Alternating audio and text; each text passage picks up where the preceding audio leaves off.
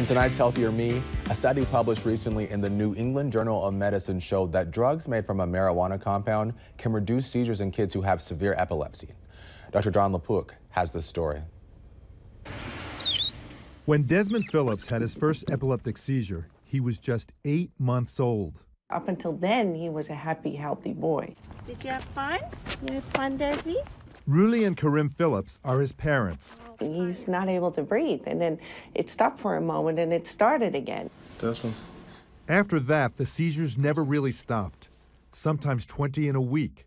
In 2011, at its worst, more than 2,700. It really affects quality of life. You don't really There's have really much. no quality of life, under those circumstances. What's that like for you as parents? We didn't really have a lot of hope when he was undergoing so many seizures.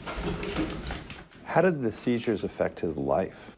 He can't really communicate. Age 2, his seizures got so bad, he actually started regressing. It's funny, he's happy, but he doesn't always get it. Hey, you.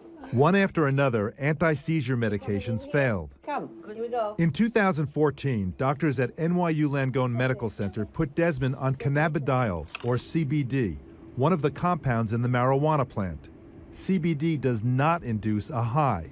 This week's study of 120 children with a rare form of epilepsy found those who were given CBD along with their standard medications had a nearly 40% reduction in the frequency of seizures. We just didn't know what the placebo response was. That was Dr. Oren Davinsky directs the NYU Comprehensive Epilepsy Center at NYU Langone and led the trial. After so much time, literally 4,000 years of anecdote and belief, we now have scientific rigor. We have evidence.